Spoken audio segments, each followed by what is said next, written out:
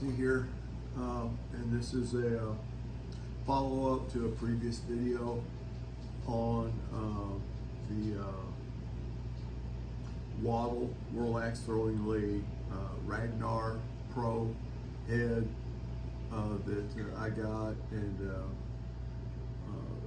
I hafted it with a handle and did some work on the head and everything. So a follow up to that,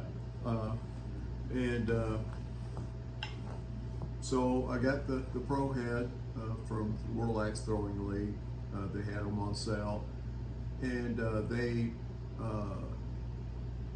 even put it on the sale underneath the description, everything, that the head had ridges in it and could be challenging to have. But I didn't really have that much problem with it. I really didn't do anything to it. I thought I would have to file out the inside, and I've heard of people doing that. But it did have a little ridge around the top and the bottom eye. But then it had a ridge in the middle of it that was more pronounced, a little bit more than the others. And I showed on the previous video, as best I could, the lip. You could rub your finger over it and you could hear it. I would say, my guess, 20 thousandths, 20 and 20 thousandths of an inch groove. Don't make me stick to that, but that's just a guess. But there's a groove, you can feel it, and I thought it would be a problem, but it really wasn't. It does have a unique head eye design that, and I'll show you. You see, it's not tapered at one end, or it's just a round. So anyway, as previously stated, I had this axe handle that was in a felling axe that I bought from Forest Hill Hardware in east side of Fort Worth, Texas, in about 1969 to 1971-ish. And you can see it still has the staple in the end of it where it was hanging. As I stated before, I overstrike and broke the original handle that was on this. It was on a Plum National, or it's a National or a Michigan, I don't know. Anyway, a head that was given to my dad by my uncle, who worked for the Axon, Topeka, and Santa Fe Railroad back in the, I don't know, 40s, I guess. But anyway, I broke the handle on it, and I was warned, the guy at the lumber yard, actually, it wasn't a hardware store, it was a lumber yard, hey, we want me to put that on there for you, you know. I said, I got it. He goes, well, it can be pretty challenging, you know. And I said, no, I got it. I got home, my dad was like, you want me to put that on there for you? And I said, no, I got it. I broke it, I'll fix it. And he goes, you know, they're really hard to do. And I went, I got it. So I stuck this handle in the head, and it started going in, and for some reason, when I do that, I'm compelled to go ahead and knock it all the way in, and I did that. It didn't have, you know, I just fitted it in it. I hadn't wedged it or nothing, you know. I might have sanded on it a little bit, I don't know. Anyway, I got it in there, and it started going in, so I knocked it in there like crazy, you know, and it got almost to the top of the head. I mean, about to, you know, about like right there, you know, maybe less than a quarter of an inch from coming out of the top of the eye there, and that was it. It wasn't going any further, and I couldn't get it out, and I banged on it and stuff, and it wouldn't come out, so I went ahead and used it. Now, I used it for years. I back then I was a high school kid, and there was some mulberry trees out in the front that they got big. I mean, we're talking really big. But the roots and stuff were on the top of the ground. Grass wouldn't grow under it. It was I think it was a bearing mulberry tree. So it had those little mulberries, if I remember right. Anyway, they wanted it gone, and they were like, you know, you do this, and we'll give you, we'll give you money to repair the engine on your car, or whatever it was. And I got out there, and I mean, I'm hitting roots, I'm chopping in the dirt with it. Anyway, I ended up doing a couple of big ones there. Then the neighbor lady's like, you know, want me to do that for her. And I said, well, I need to do it for her, the little lady next door. So I did hers. And you know, if you ever done that, it's kind of the top part's really not the problem. It's the bottom part, getting all the roots out and getting that tap root cut and digging it out around it and everything. And I didn't know what I was doing. I just did what I thought. I ended up getting the pickup and hooking a chain on the roots and pulling on it and chopping on it and everything else. And anyway, that's how I did it. But anyway, it stayed in there. Long story short, it stayed in there from the 71 till probably about this time last year, you know. So you're talking about 53 years or whatever it is. And the head was kind of messed up and everything. And I put a new Whiskey River, you know, premium handle in it, and it's hanging on the wall, and I cleaned it up. Anyway, I kept the handle. And as I showed you in my last video, I said, I think I'll either try that or this one, which I really like these handles. And these are Council tool handles for the 22-inch Flying Fox, okay? Man, if they can make this thing about 2 inches longer, I would make me a kick-ass big axe for throwing. Except this feels really good. Anyway, and this would fit in it. But as you can see, that one there is tapered on one end and big on the other. I was able to cut this one because it was like a 30-inch handle. You know, on a regular felling axe, you know, so the eye on that thing was about like this and about like that. So anyway, I whittled it down, and and this is a hickory handle. Now it was, yeah, I don't know. I thought it looked pretty good. It did have a little spot right there, but the end grain on it, I don't know if that stands out any at all. Okay, so I thought it was pretty good. Anyway, I was happy with how it turned out. It's just a hair under 18 inches, and I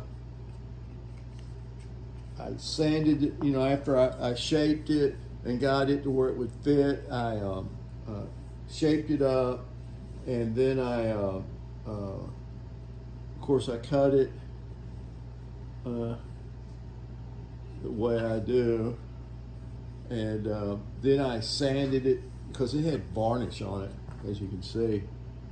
I guess that's varnish. Yeah, it's varnish because I scraped it off and everything. Got the varnish all the way off, and I sanded it. Then I sanded it with, you know, starting at like 200, 250, and went all the way up to about 3,500 grit. And then after that, I used the vinegar, steel wool, and black tea to ebonize it, and then I charred it, and then I oiled it with linseed oil, and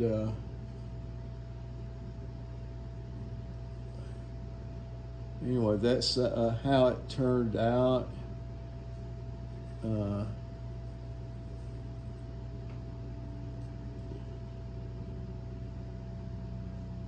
some glare there.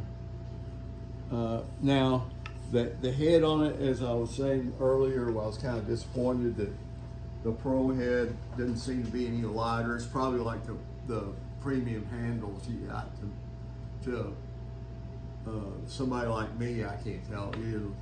I didn't see any difference in them, but the weight of it,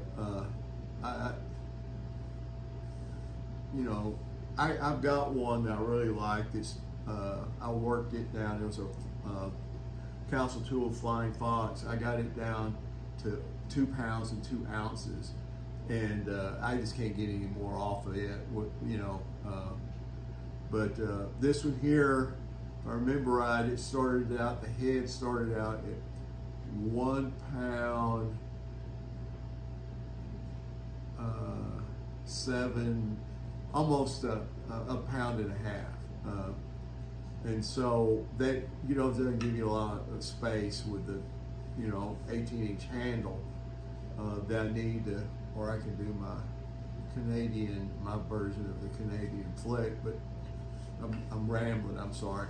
But anyway, so I did some profiling on the head, because I do think because my ace of spades that I had to do some here, and I profiled it even down here some on the ace of spades because it was much heavier than this. But then on the ace of spades, to get it down, I ground the pole on it about to where I've got it beveled at right now, which is that much more, which got into the logo here. Of course, I lost my R for the Ragnar, but anyway, I took it off the pole, and then I beveled it on the top and the bottom, trying to get some more off. And I can still go in there and take off some more right in here to get it down, but it's just under, well, it's 1 pound 15 ounces, so it's like an ounce under 2 pounds. It feels pretty good, but you never know until you get out there on the venue. I've taken it out and thrown it a little bit in the backyard. I usually let them set. I did put a little bit of epoxy on the head and slid it on there just a little bit because if there was any space with those grooves, I think the way those grooves work is when you put your handle in there and then you wedge it, it pushes out against those and the little ledges hold the handle. I think that's how it would work. So that's why I didn't mess with it, But I did put a little bit of epoxy in there just in case there was any gaps in there. It would just be like, lightly buttering your bread, you know what I mean, to fill in the gaps there. And and then I linseed oiled the inside of the kerf and my wedge and knocked it in there.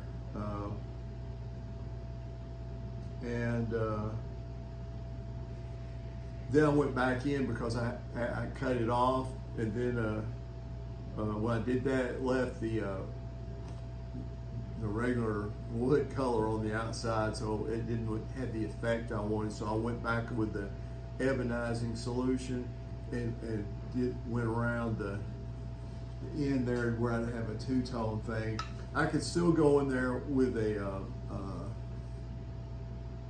another barrel wedge, or they say the regular wedges, just the flat metal wedges don't do anything, but it is slightly expanded around a little bit. You want them to mushroom just a little bit, but anyway, that's how it's come out. So next up, we'll go and I'll show you how it throws. And I saved the rest of the handle here, you know, just in case. It'll be a short one, but you know, who knows, if I find something, I might get that Harbor Freight axe out and make a carving axe out of it, profile the head some more and put it on there, kind of like a camp carver kind of a situation. But anyway, moving on. Okay, on Willet Stick, the Ragnar, freshly made, 18, a little under 18 inches long, and a pound and 15 ounces, right under 2 pounds. Willet Stick. All right. Go for the bullseye. A little high.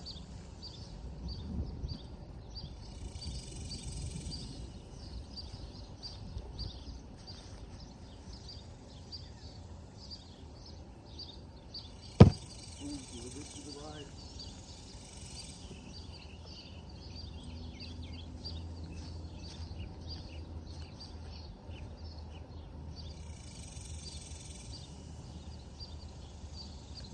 There you go, bullseye.